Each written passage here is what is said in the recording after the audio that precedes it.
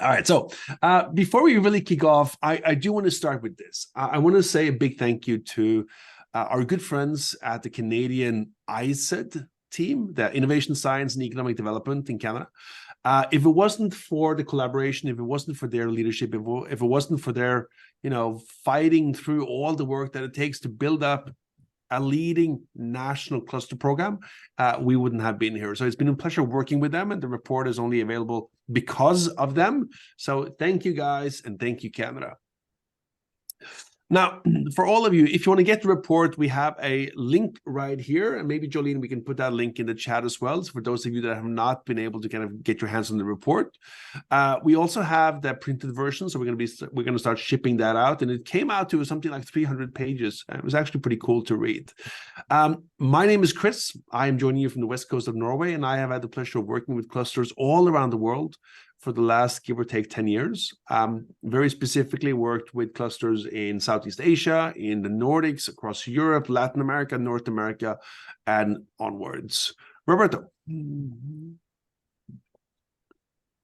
Yeah, hi. As I was saying, based in Costa Rica, actually highly involved in the development and design of the National Costa Rican Cluster Program, who is in early stages. And yeah, being fortunate with Chris to work in multiple regions, multiple countries. So yeah, very insightful to, beyond those direct relationships, also take a deep look into what other countries have been doing in terms of clusters and cluster programs. Super. So we want to start here with one more question, or rather two more questions for all of you. Using the chat, how many of you have a formal, developed national, state, or regional cluster program? If you just use the chat to say yes or no, that would be perfect. And of course, for some of you, you may not know. So it could be yes, no, or I don't know. I'm just going to take a quick poll here and see how you guys are doing. So we have no, we have yes, don't know, yes. We have yes. So we have there we go. Now, as I'm seeing the names here, I can see that some of you, there are people here that have tons of experience with clusters. There are people here that have tons of experience with cluster programs. And then there are people that are probably quite new to the field. So it's a great mix we have here. Right. So, but I think we're seeing a mix here, Roberto, in terms of the different countries and different policies, which is perfectly normal. And what's interesting is one country can actually have multiple cluster programs. So for example, in Germany, we have 3 different programs for different levels. Within the US, we have both the federal, but we also have more statewide programs. So different countries can have different solutions to this. Now, maybe a more interesting question is this. How well is this working? So in your experience, if you said yes, or if you said we used to have or we have had, how well is this national or regional or statewide cluster program working? Obviously, this requires a little bit more insights and information on your end, but we'd be very curious to hear right here, right now, a couple of quick comments. Working very well, working fantastic, working so-so, not really working, it's time for a revamp. I have no idea. Sorry, so we have Peter from Austria with reasonably good. Glenn from the combined Netherlands and Panama. Poland, not really. Now that you mentioned Austria, actually, this is one of the programs, Chris, where we see a lot of great work doing at a regional level. And at a national level, what we see is more of a platform that creates a space for discussion on where clusters should go, clusters role. So it's a good example to start looking at some of the different models. Yeah.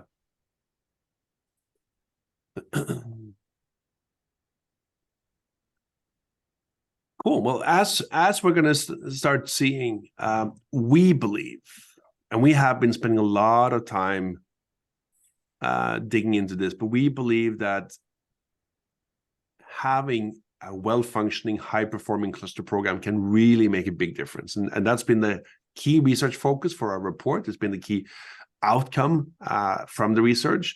And we're going to show you as we go through this.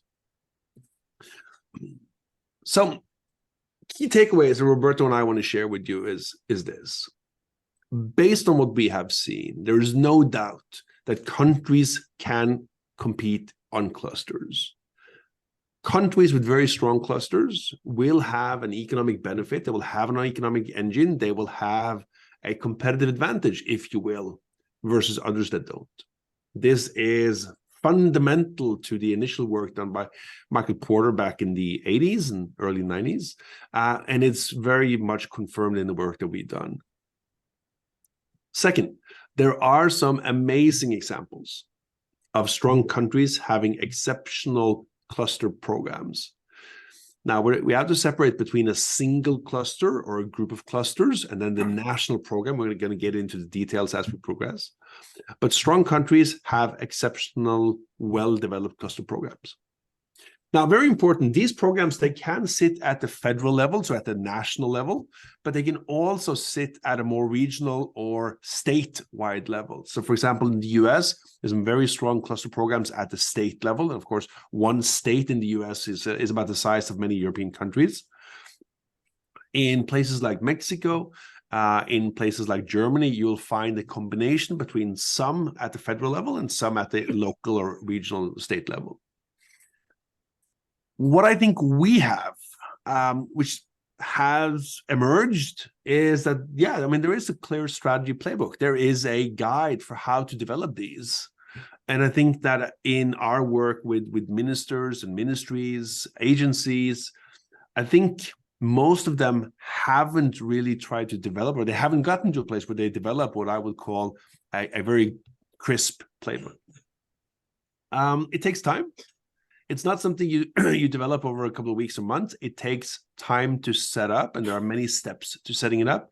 So the best examples that we find typically take between 2 to 4 years from idea stage to actually being fully in operation.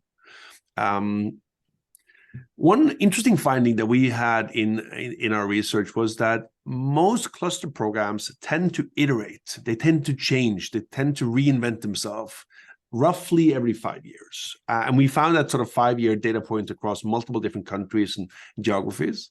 And it basically means that you start a cluster program and you run it for a while. You support your clusters. You build out your cluster operations and your cluster support. And then typically after a 5-year period, you do an assessment and then you adjust accordingly. And that's pretty consistent across countries. Finally, and I think this is one of the key findings as well, there's no doubt that most countries can do a better job than they're doing at the moment. There's a lot of patchwork. There's a lot of trying, failing, adjusting. And there are very few countries that I think, there's some exceptions, that really has built the capabilities for long-term success. Roberto, anything you want to add sort of in terms of the key takeaways before we progress? No, I will highlight, Chris, the importance of looking at this really, even if it sounds too much, in decades. It's just getting the conversation going at a national level. Even that can take a few years. So have that long-term view, and that's why it's so important to start, review, iterate. So even kind of in a very entrepreneurial approach, don't be afraid to have the program evolve with time. Exactly. Now, in terms of the agenda we have, we're going to give you high-level introduction, background. We're going to show you the 5 research questions that we dug into. We're going to take you through some of the key findings, the landscape. We're going to go into what is actually a national cluster program. What does it look like? We're going to dive into the 16 levers. We're going to have a case study on Denmark. Then we're going to have conclusions and Q&A towards the end. But maybe, Roberto, do you want to share some of the original research questions that we had? Yes, and what's interesting about these 5 key questions is that these are questions that we have hearing from many different countries asking themselves when looking at clusters. So Canada did a great job framing, let's say, the specific ones, but they are actually part of what we've been listening for a long time. So even the first question is, how have superclusters emerged around key economic opportunities? And this has to do with how actually clusters get started. How do we, as a government, national, regional, decide on who to select? What are the opportunities? What kind of industries should be being supported? Then, what is the right supercluster business model? And we have our friend Victor, who has made great contributions in this sense as well. So it's about how do we finance these superclusters? How should they be actually designed? What is the right organizational model? And can say that that is a very relevant question.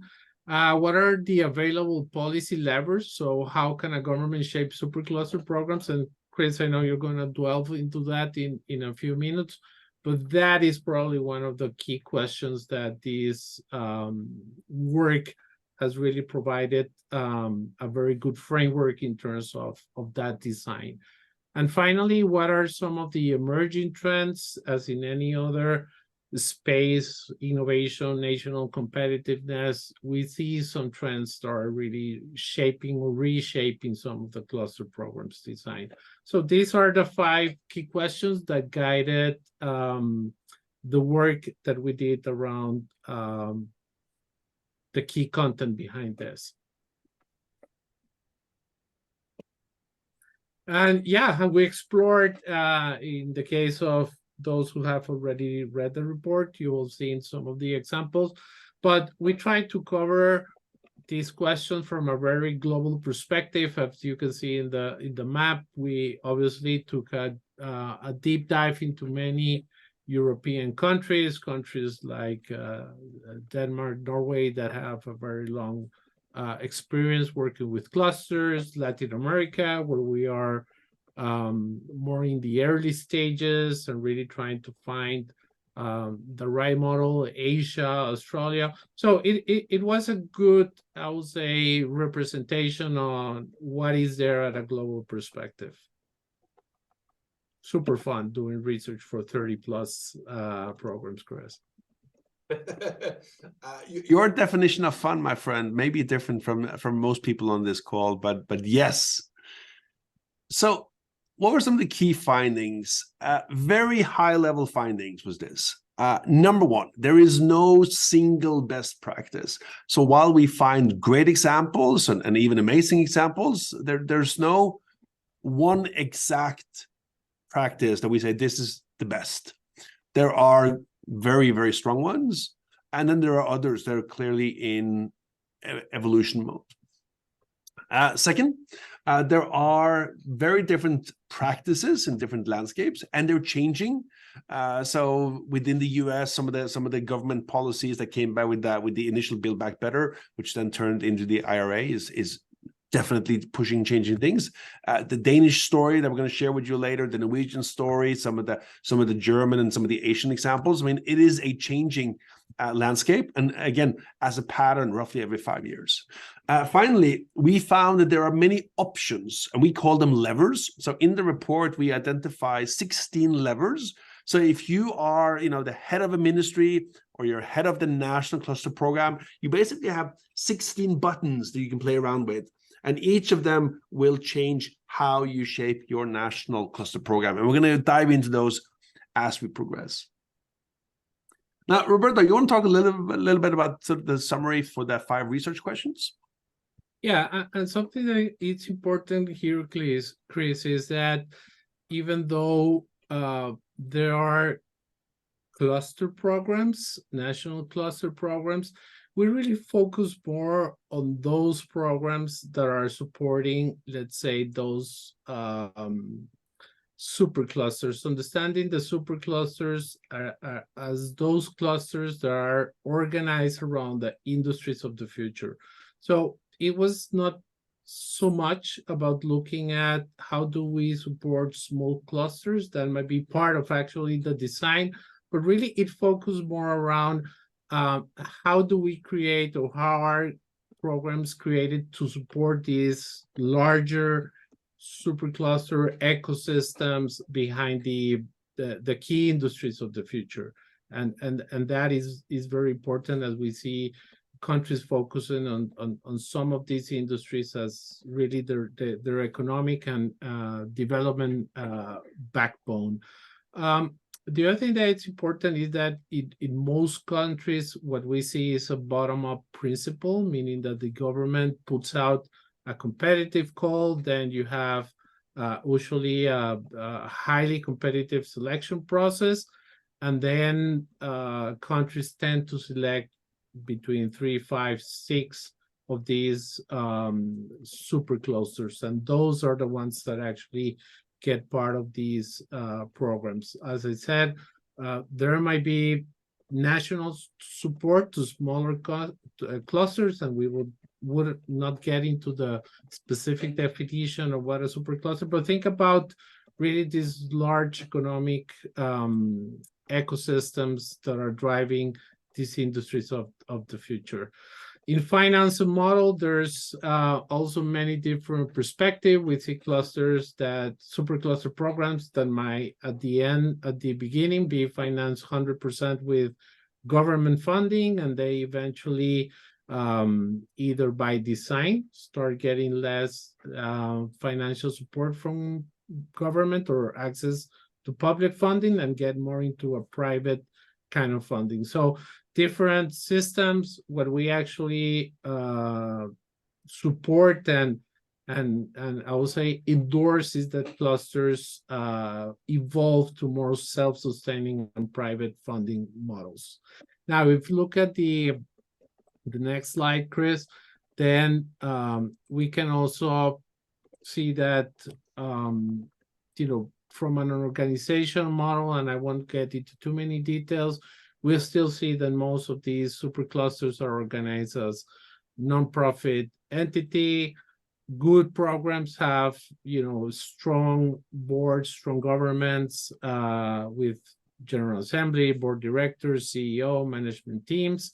And also most of the good programs also have some kind of external assessment that is at the cluster level, at the program level, as well as you were describing. This is something that sometimes prompts that new revision and iteration. The 16 levers, as I said, you will get into more detail a little bit later. But in terms of trends, one of the key trends is that we see more of clusters and national program cluster understanding much better what is a cluster business model, more interest on that, trying to define it much better. Sharp interest in what we have called the grow, transform, build cluster. So what is actually your cluster trying to do? Grow an industry, transform an industry, or even build one of these industries of the future. And maybe very important, this transition or this shift from less R&D and more focus on really taking all this technology, all this development more into a commercial model. And we see this, for example, very clearly in one of the German cluster programs. So very high level, but these are some of the, I would say, key takeaways and key answers to the questions that we tackled during the research, Chris. Now we're going to go into some of the key findings in a little bit more depth. And one of the interesting things that jumped out also when we worked with our friends in Canada was, not all clusters are clusters. And we came up with this reference that globally there's around 7,000 clusters. Within the EU, there's around 3,000 clusters. But some clusters are just in a different league. It's a little bit like, the average football player in the local neighborhood. And then you have the champion league. it's football, but it's different. And that's what we found with clusters as well. And we named these innovation clusters, which are most of the common clusters. And then we have what we call the nation shaping programs. And basically they are gigantic efforts that are much, much, much more than just another cluster. And we map this out in this really simple structure. We would say we have the majority of clusters, and they tend to sit, we're going to show you right here. They tend to sit around right here. Then we have the cluster outliers, and then there's a few that have much higher investment, much more economic impact, and they have a much more international, even global focus. So the majority of clusters have limited investment, limited impact, and local regional focus. But these nation-shaping programs, they are something very, very different. Specifically, also in the case of Canada and some of the other countries we're looking at, they have a multi-decade, so it's a multi-decade timeline. I mean, it's clearly recognized that this is a long-term investment. They are really focused on the narrative around national transformation. It's not just supporting companies or local economic development. It is really a national transformation conversation. And they have huge funding, easily $100 million dollars or more on an annualized basis. So you have your regular clusters, you have a couple of outlier clusters, and then you have these nation-shaping programs. Now, what we found here was that the large majority of clusters are organized in traditional, regular cluster programs. The case of Norway, of Denmark, of Germany, of France, like these are good, even great cluster programs. But there are some programs that are just so much more. And one of those examples is the Catapult program in the UK. And the Catapult program in the UK started back in 2010 by something called the Hauser Review. And it was recognized that for the long-term competitiveness of the UK economy, they needed to do something different. They didn't call it clusters, but it was clearly along the same lines. In 2011, they put out a prospectus. In 2012, the UK government announced what they call the Catapult program. They had a £200 million for 7 clusters. Now, right here, they could have called it clusters, but it was very clear that it was something more. In 2014, the first review came out, again, the same author, Professor Hauser, and he said, this is actually working very well. It may even be working better than expected. And that led to a second assessment, this one in 2017 by EY, as long as a self-assessment and a couple of other papers. So notice the frequency and the professionalism, if you will, of the assessment. And those assessments, again, led to almost £800 million for a growing number of catapults. And they did this with a multi-decade time frame in mind. Now we're looking at an expansion of the Catapult program and probably doing about 30 of those centers. And again, they're more than just clusters. But I think this is a great example, and there are similar examples in Dubai, in Saudi Arabia with the Vision 2030 program, etc. So there are many cluster programs, and then there are a few of these nation-shaping programs. And I think this is important for governments to realize, where do we play? Do we play in the traditional cluster space, or do we play in that nation shaping? And if that's the case, do we have the leadership? Do we have the vision? Do we have the ambition? Do we have the funding to actually take a role? Across Europe, we don't see a lot of these nation shaping efforts. We'd like to. Yeah, and Chris, actually, this concept of nation-shaping initiative has been very, very relevant for a discussion that we have right now in Costa Rica behind a very large and ambitious supercluster, whether it should be seen as a national shaping initiative, and what would that mean in terms of design, support, government leadership. Very interesting. But I just want to briefly mention 5 key factors that I think that it's very, very important to have in mind when looking at the current global cluster landscape.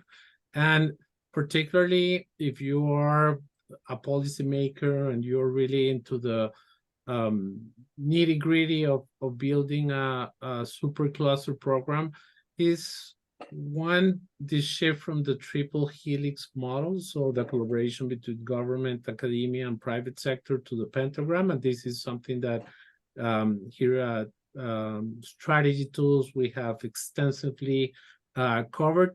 So now it's more looking at an ecosystem model. So that means that beyond the three players, you need to bring in the entrepreneurship, you need to bring the venture capital, as these superclusters are, at the end of the day, engines of innovation. And innovation today requires a more of an ecosystem approach. So the second one is from government financing to cluster business models. As I was saying early, a lot of clusters, especially in Europe, start with heavy support from government in terms of their funding.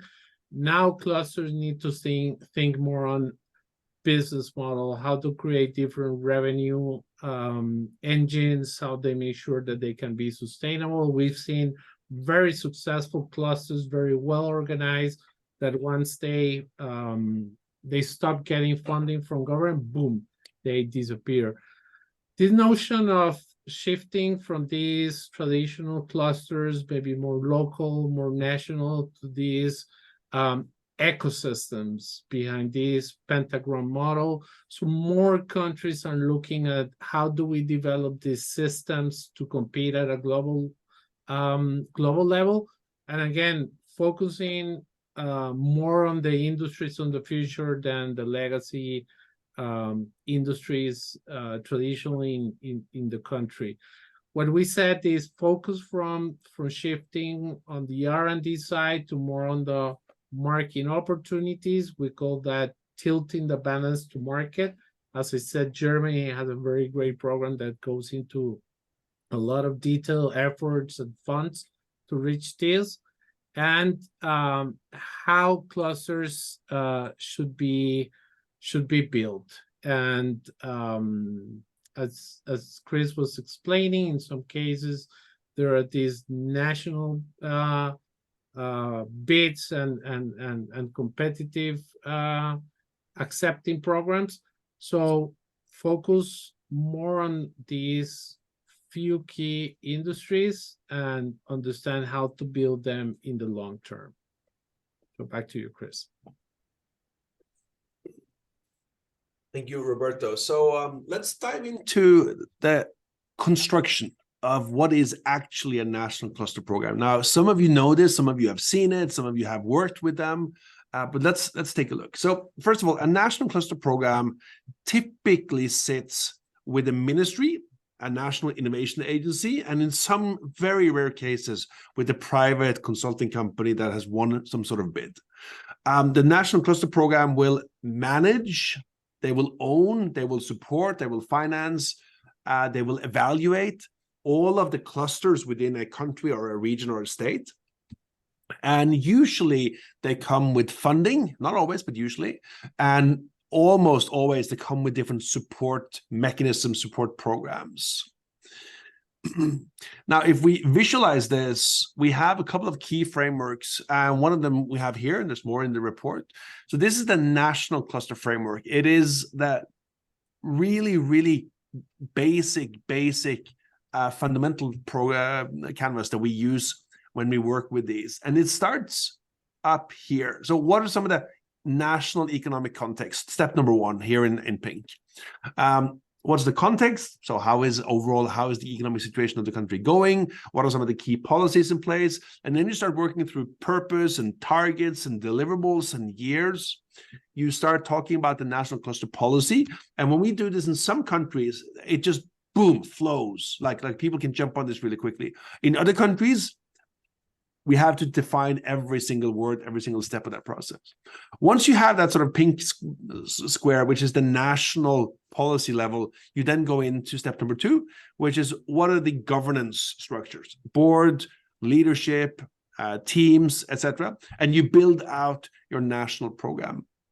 And then finally, in step number three, you then jump into the different clusters how they're designed, how they're selected, how many there are, how they're funded, et cetera, et cetera, et cetera. So on one page, you can sketch out the entire national cluster framework, going from the policy level to the governance level to the cluster level.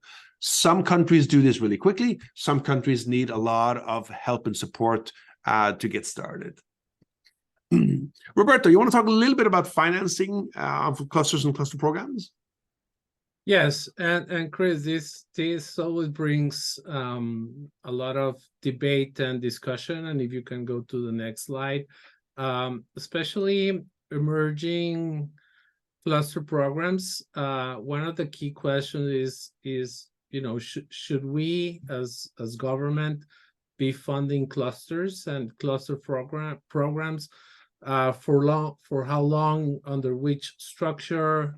You will mention some of these in the levers, but what we have found is that really the most successful model probably has to do with what we call the 3 Ps.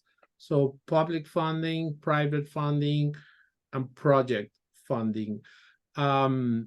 This model, we have seen it in Germany with the Fraunhofer model, which is Fraunhofer Research Center network. And in this case, they split this in 1/3. What I would say, it's important that when a program starts, national cluster program starts, creates a roadmap on how much, if we're going to fund clusters, for how long, under which conditions. So we're going to require that the private sector provides equal funding. It would go in a diminishing rate, etc. But really create this as a clear roadmap, work with the clusters on the roadmap, and make sure that clusters develop the right business model to transition, in the case of heavy public funding at the beginning, that they can transition more into the private element. In the case of Canada, and I make Canada the reference because this is one of the big and bold programs, matching this public and private funding is part of the backbone of the program. So this always takes a lot of discussion. It's very important to look at different model, different perspective. But I think that looking at these 3 dimensions as probably your design criteria will probably give you a very good sense of how to make these models sustainable in the long term. And what's at the end very important is that these practices are very clear. So transparency is very important. Look at the long term, as I was saying, evolve over time, assess, see what it's work, and make any changes at all. Usually these funds come out of the ministry funding. In some cases, again, like in Germany, you have multiple ministries providing the funds. At some level, we recommend that there's a match between government and industry funding. And again, make sure that evaluations are done regularly, periodically, done by external experts, and then iterate and see what should be the next version on cluster program funding. So back to you, Chris. Thank you. So as we were working through this, one of the questions that came up was like, okay, we're getting all of these insights, but where's the action? And we asked ourselves, so what can countries and what can governments actually do? And what are the different options available to these governments? And we spoke with several ministries, and we spoke with several experts in terms of, what are the call to actions that you have available to you? And what we found was this: there are 16 different policy levers available, and one government can choose some directions, and other governments can choose other directions, but all of them need to have an opinion, and they need to have an idea about each of these 16. So if we map those out quickly, it looked like this. Now, Jolene, if I could ask you, or maybe Roberto, if you could grab the link, people can download this. So for all of you, we will now provide you in the chat with a download link. So if you are interested, you can follow this on your own computer. And of course, even better, you review this at your own pace afterwards. Now, as you complete this, it could look something like this. Here we have a generic snapshot from the Nordics. And you can see here that it's been mapped out visually. And each time you do this, you may get very different outcomes depending on the context and the region that you have before you. We're going to go through each of these 16. I'm going to pause on some of them that are maybe more relevant and more important than others. But again, all of these 16 are on your menu when you get the chance to design a regional, a state, or a national/federal program. So the first of this is, how many clusters are you seeking? So some countries will say, we want one, like Serbia wants one supercluster. Well, in that case, they're over on the side here with very few. Maybe more like Colombia, they want to have well over 100. Well, they're over on this side. So defining what is the number of clusters we're seeking. That's the first lever. The second are the different categories. And by categories, we mean potential clusters. So those are the baby clusters that are just about to grow up. Emerging clusters, very small, but growing, growth clusters, and then finally superclusters. In the case of Canada, they opted that we're going to have 5 superclusters and don't really focus on anything else. Now, fairly, Canada has other programs covering other types of clusters. But high level, Canada chose one type. Norway historically have chosen 3 to 4 types. So different countries will have different preferences in terms of these 1, 2, 3, 4 categories. Timeline. Now, if there's one thing that we learned, you need to have a longer timeline. Despite that, we're seeing countries that have funding only for like maybe even 1 or 2, 3 years. And the challenge is you start your engines, but it's really hard to really get going. So our recommendation is you need a 10-year timeline, but you can break it up into 2 pieces. So you have a 5 + 5. Geography. So here we can think about, should you have a centralized national focus, or should we have a very decentralized and more regional focus? So in the case of Norway, we have clusters in every fjord almost, very decentralized. While in other countries, there's much more focus on getting these centralized clusters and make them really representing the country as a whole. Competitive intensity, I like this one. And I know that many of the people that we spoke with didn't quite get it in the beginning, but I think it really matters. How competitive should a cluster program be? Should you accept pretty much every applicant? Or should it be really hard to get in? So let's say that you had a country like the Netherlands and you want to develop more clusters for the future. Should it be very competitive? Maybe only 1 in 10 get accepted into the program? Or should you have a very low bar where anyone that can spell their name right will get accepted? I think that more competition is better. But I know that not everyone agreed of the competitive intensity. But that's a policy question more than anything else.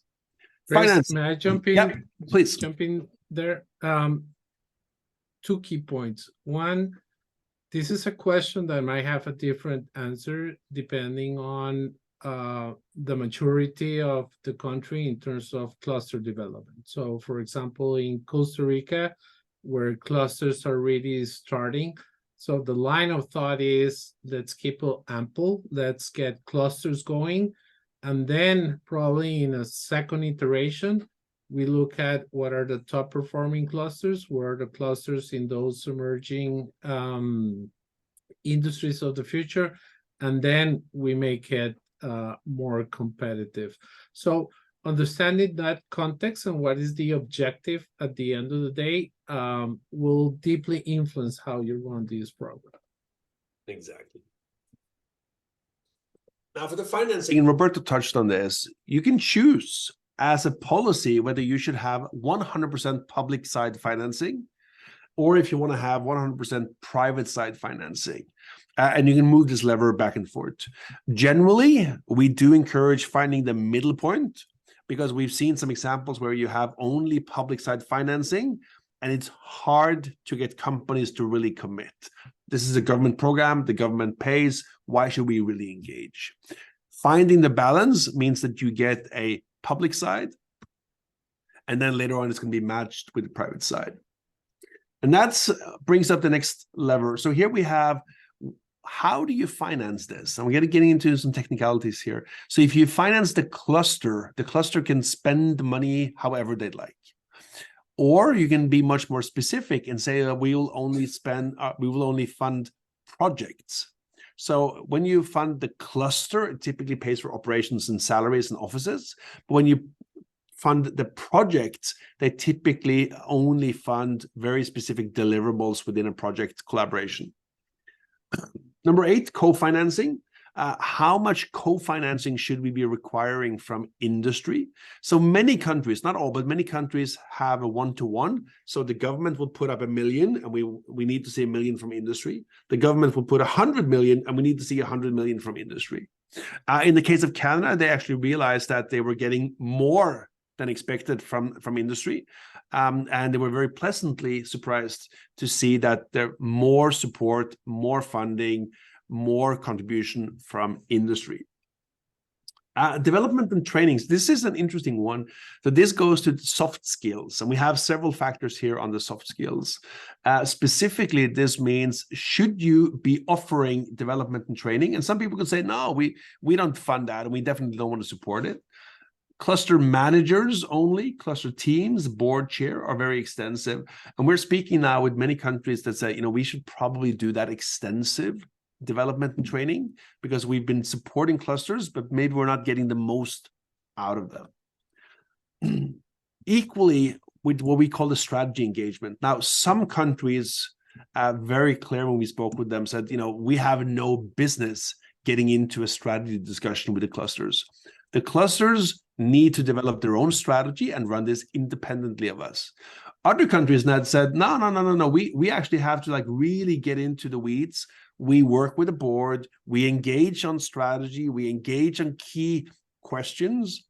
And a big part of the responsibility we have as a program is to be a strategic partner for strategic discussions.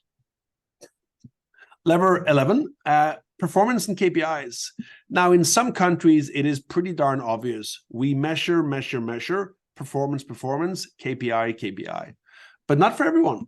There are examples of countries that we found that says, once we have given the money, we have no performance evaluation and we have no metrics of the cluster. Equally, we have others to say, we will only pay out the funding, the next tranches of the funding, once they have achieved certain KPIs. Now, for lever 12, we look at the governance and boards. And the big question here is, should the national cluster program sit inside the governance structure at the individual cluster? And should a representative from the national program be a full board member, observer, or maybe nothing at all? And again, it's different policies. So some countries have a very light touch. They don't really engage in the governance much. And others have very extensive where they take full voting formal board seats. And the argument can go both ways, but there are different examples of this in practice. Number 13, cluster branding and communication. So this is important in some countries and it's not important at all in others. How do we develop a national communication strategy to support the clusters? How do we develop a branding? How do we develop really a long-term professional communication platform? For level 14, assessment. Now, assessments can be done in different ways, but there's no doubt that clusters should be assessed, but there's a big question of how they should be assessed. So one example that we see is that it's largely the internal program staff. So it is the employees at the national cluster program. Or in some cases, we bring in an international expert panel and we have only external people. Obviously, both can work, but they're quite different in terms of commitment and maybe also in quality. Lever 15 is the cluster program strategy. And this is a funny one because you would think cluster programs, given the role they play, given the impact they can have, given the resources they have at their disposal, you would think that they have a strategy, but the answer is very often not really. We find that many cluster programs don't have a strategy at all. And if you ask for a strategy document, they have a couple of maybe memos. But then there are some examples, Denmark being one of them, that have a really robust, like really well-developed, really long-term, really robust, and it's simply really, really good work. Now, the last policy lever here is for the program management. Who actually runs these programs? So whether you are in Panama, in Colombia, in Germany, at some stage, you need someone who actually runs the program. There are three common categories. The first one is the ministry directly.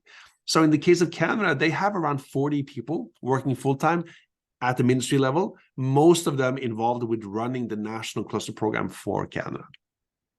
In many countries in Europe, there's an innovation agency or an economic development agency, typically a smaller team, somewhere between 6 people to maybe 20 people running that. And then in a few examples, not often, you'll find a consulting company that typically want a competitive bid, and they have somewhere between 2 to 6 people that are running the national program. So those levers put together, they clearly show us that countries can actually compete by using these levers to design a long-term program for economic impact. And I also think that most of the countries that we looked at can do much more, and they can do it much better than what we're seeing. So I think there's a huge potential here for countries to improve how they compete through clusters and cluster programs. Roberto, you have a quick story for us on the case of Denmark, right? Yes. I think that Denmark can arguably be described as, if not the top national cluster program, definitely is up there. What I think that it's very interesting, especially for those who want to get a good grasp of how to structure in time. I think the Danish example gives you a lot of that background. One, because they have been working on this for probably 30 plus decades. Second, there's a lot of literature and it's very well documented. And I'll say 3 because you can also see the different iterations they have gone through. Like, for example, they were at some point supporting, I believe, more than 30 clusters, and now they have changed the strategy to around 11 superclusters, merging, like in the case of life sciences, around 12 clusters into one supercluster. And there's a second thing that really highlights, I think, that the work that is done in Denmark is how clearly they have linked the supercluster program to the national strategy competitiveness agenda.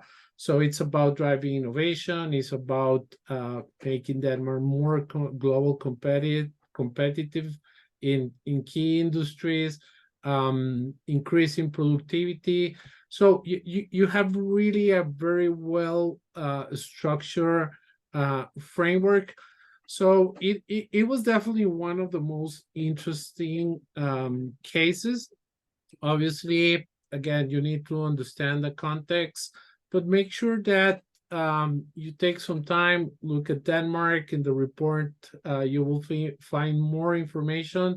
You will find also there's a lot of information available. It is quite unique in terms that actually it is run by a private entity, as you were describing. But yeah, overall, it's very interesting to see how it has evolved. And when you look at actually the exercise of going through the 16 policy levers, you see very clearly how they have evolved, as I was saying, just as an example, how they have shifted from a large number of clusters to just a few super clusters. So great benchmark, worth spending some time learning from them. And I also, and we have run a similar exercise here in Costa Rica. Just the fact growing through each of the levers give you so much perspective on one. Sometimes we need to go back to a drawing board and clearly define what are the objectives and what are we trying to achieve. And in some other cases, if you have that very clear, this can really help you structure and even look at different potential evolution or iterations in time. Once we establish this model, then we can move into the second model. So to start wrapping up, Roberto, you want to talk a little bit about emerging trends? Yeah, if you can move to the next one. So I said at the beginning, this sharp interest in grow, transform, and build clusters. So it is not the same if you're trying to grow an existing industry, probably going more international. So pretty much do the same business model, just going international. Transform, and one of the great examples and a very close friend of ours, Meta Industry Forum in Spain, where they are just going through a digital transformation of the industry. So it's a clear understanding that the goal, the objective is to transform a specific industry. And then when you think about mobility, when you think about renewables, when you think life sciences in some cases, you really are building a cluster in an industry that maybe doesn't have a strong blueprint in the country. So that is one. The second one is what you were mentioning, this interest in soft side aspects of cluster programs like training, board development, strategy, engagement. Extremely important to have that clear at the beginning. One of the things that I highlight from the work done in Costa Rica was the understanding that to kickstart the National Cluster Program, it was fundamental to have a common understanding of what is a cluster, how it should be built. So they run, and we were involved in that, a large-scale training program, more than 200 people. So now everyone in the cluster community understands the same when we talk about different types of clusters, etc. And finally, understanding that clusters are a key vehicle for accelerating the green transition. I think this is particularly important in Europe, where it's in the top of the agenda. But this is also opening some opportunities in other regions as well. So these are three of the key trends that we think that will shape clusters and cluster programs in the near future.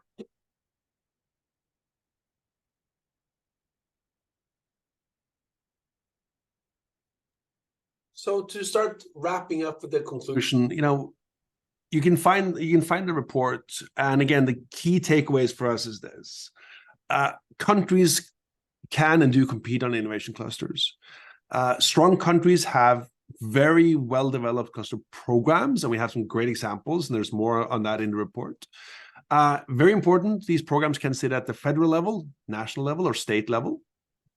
And there is a clear playbook, but very, very few countries or programs have a distinct strategy and structure in place. So I think there's a lot of room for improvement. And I think that many of these countries can really change, evolve, improve how they do these programs. So for those of you that are interested, please read the report. Please take a look at what we've been writing, and hopefully you'll find more interesting stuff there. All right, so let's see if we have one or two questions before we start wrapping up. Hello, Chris. Hello, Chris. Yeah, go ahead. Hi, can you hear me? Hello, Chris. It's Antonio Chiesa. Nice to see you again, you and Roberto. Chris, a quick question is, a twofold question is, when you look into the market research for clusters, did you find any evidence of cross-national programs? Is it a trend? In the same fashion that you saw, let's say, tackling climate change, is also a trend about cross-industry programs to tackle big problems? Any evidence that you found already or as a trend that you can elaborate? Thank you. No, thank you, Antonio. Short answer is no. There are some examples and there are some signs. For example, you have the World Bank bringing in Finnish experts to develop the cluster program on Barbados in the Caribbean, for example. But to really look at a cross-national program, not really. What do you think, Roberto?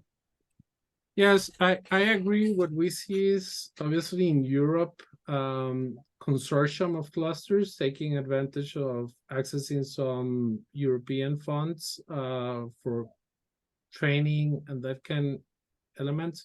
But what I do see, Antonio, is more interest from clusters to develop strategic partnerships to accelerate solutions. And one good example of that is the actually Canadian ocean superclusters.